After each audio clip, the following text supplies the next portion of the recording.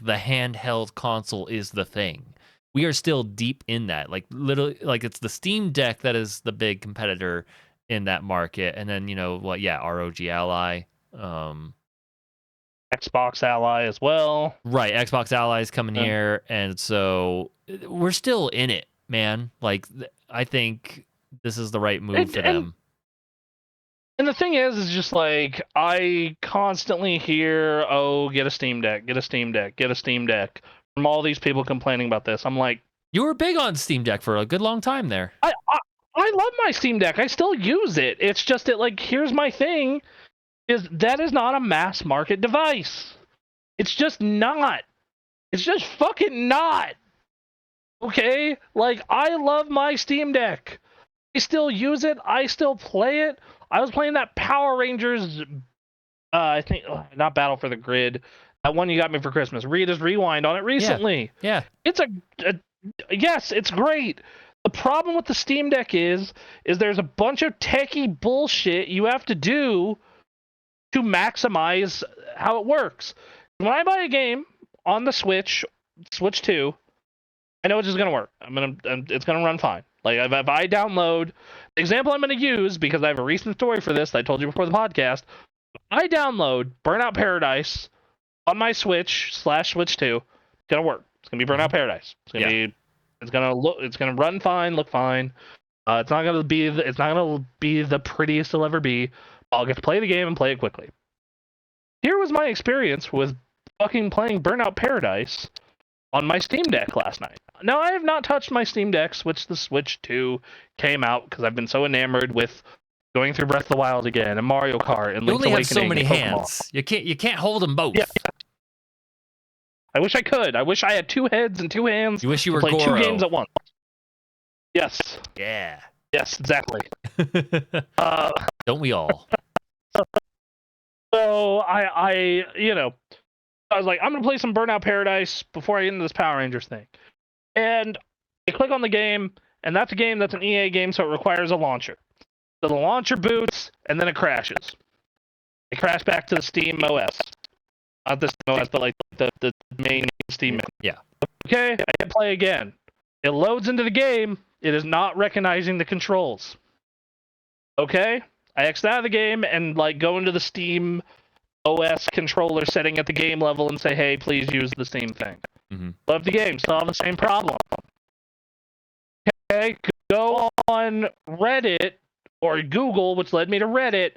That gave me, "Hey, you need to run this in Proton Experimental so it'll recognize the controls." I go into the settings, I change to Proton Experimental, and then it works. I was like, Jesus fucking Christ. And it is too, like, could you imagine, like, a kid or a teenager or just an average person who wants to play a handheld game doing that? Mm-hmm. By the way, it has to be connected to the internet because that's checking with EA servers. If I was not connected to the internet, I would have been screwed. That's not every game. Right. That's not every game. I loaded up Power Rangers and Hades later that night, and they ran great. They ran awesome. They had no problems. Loaded straight into the game. Fine. But the problem is Steam's like method for telling you if something works is bad. Like it says, Baldur's Gate is great on deck. Baldur's Gate in Cities and in Act 3 runs like shit on Steam Deck. Damn. It runs like absolute dog shit. This feels like a bad Switch port in those areas of the game. A bad Switch 1 port in those areas of the game. It should not be deck verified. Period. Or alternatively, you'll have games that say they're not deck verified, but run fine on deck. Batman Arkham Asylum says it's not deck verified. I got to run fine. Okay. No problem at all. What you have to do in that instance, because you can't trust Steam to be accurate, anytime I want to buy a game to specifically play on Steam Deck and not just my computer, I have to either go on Steam Deck HQ or Proton DB to see how the game runs. Like, for example, the Mafia games, I got those on a very deep Steam sale. I got all 3 games for like $8 earlier this summer. right? Yeah. Okay, those games not deck verified, not deck verified at all. But I want to play them on deck. So I look up Mafia Definitive Edition, and oh, it's latest as gold. So what's that mean? This game. So you look through so you have to look through the comments and see, okay, what version of Proton do I use? What are the issues it could have, etc., etc. Yeah. So it's a level of annoyance. And the thing is the ROG Ally solves some of these issues, and so do all the other PC handhelds, because they have Windows access, right? Right. Like the Legion Go, those, they come with a new issue of having to use a portable version of Windows, which is not great, not awesome. Yeah. So I am hoping that Microsoft gets this mobile version of Windows figured out and it does a great job.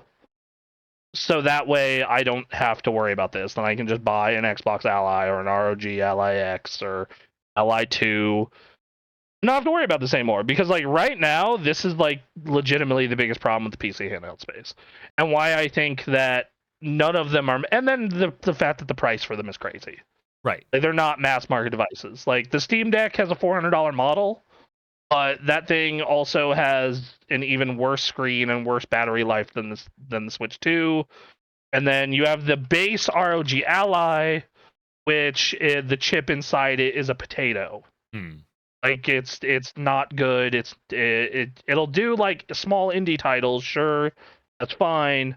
Like if you want like a real like good mobile handheld PC handheld, the real price is a Steam Deck OLED at $550,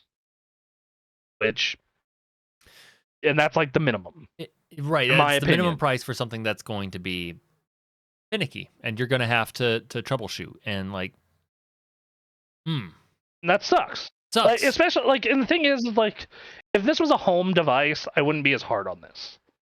I wouldn't be as hard on this. I wouldn't be as upset about this.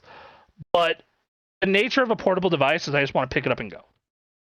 Like if I'm playing like something on my Steam Deck or something on my Switch before bed, okay, cool, take it out of the case, play it a little bit, put it away. I'm chilling in the living room in San Francisco for Christmas. All right, boom, pull it out, play a game. Oh, we're going to Japantown. Cool. Put it in the case, put it in the bag, go. I don't want to be like, hey guys, what's your Wi-Fi so I can hook up my Steam Deck so the EA launcher can connect to it. Like, just Christ Almighty. Yeah. Yeah. I don't look. Switch 2's doing well. It has a pretty good, solid case for carrying the rest of the year just on its own back. Yes, and I do think that like Hollow Knight 1 did very well on Switch. I do think Silksong is also going to do banger numbers on Switch 2. Wouldn't be surprised. The new game coming out on the Switch 2.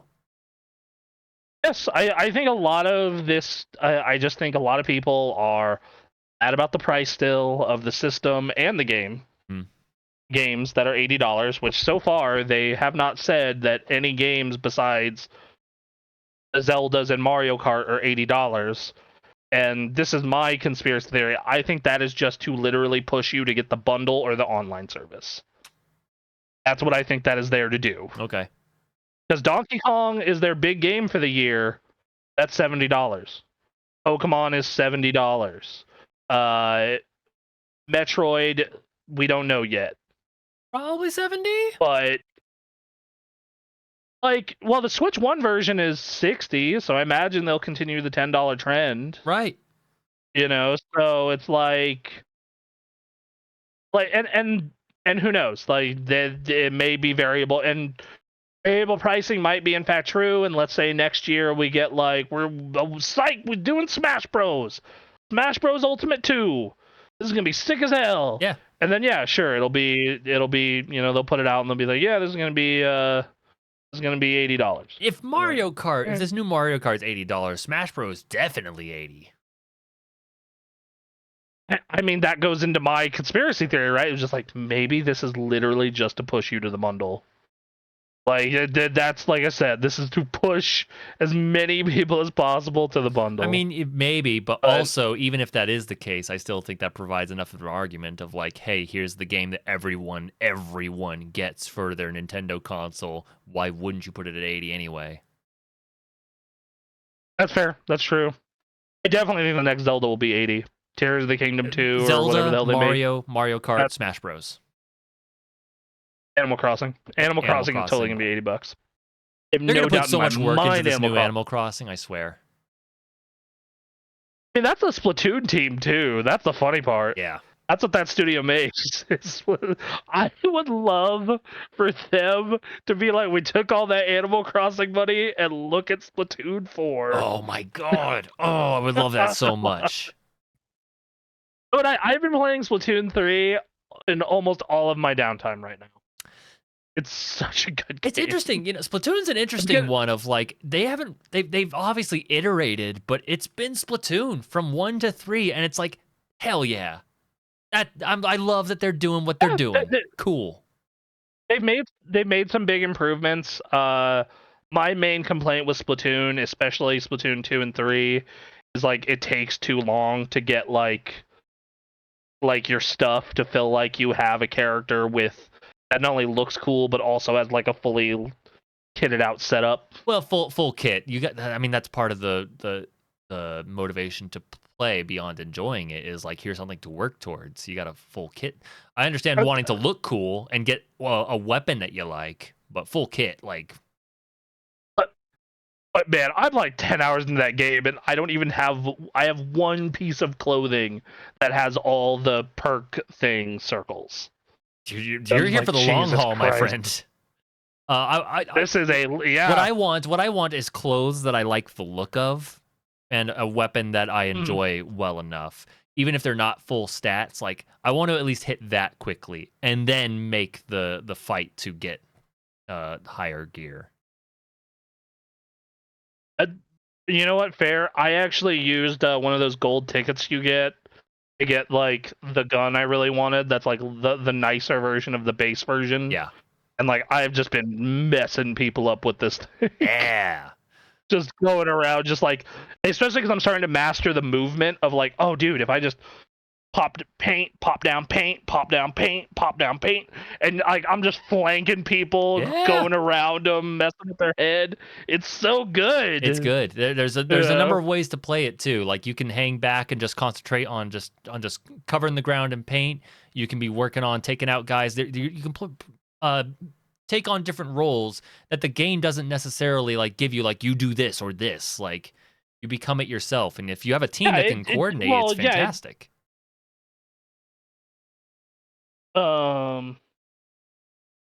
Let's see. I wonder how that side Splatoon game will be. I'm curious. I think it feels like it's gonna have survival elements. Is the vibe I'm getting, and base building. I mean, yeah, it definitely looks like it's gonna have base building. Not a fan of that, but the fact that it's Splatoon makes I will give it a shot. It's Splatoon. I'm gonna give it a shot. Yeah, yes. Nintendo seems to do stuff like a year at a time, so I get the impression we're gonna get maybe one more announcement for something this year, and then I think we're not gonna hear shit till January or February. We'll get our like beginning of 2026. We'll get our E3, not E3. Mm-hmm. So we'll see when that comes out. Yeah. But yeah. All right. I think that's enough on the Switch 2. We've talked that plenty here. Our weekly Switch 2 check-in. Yeah. We got one more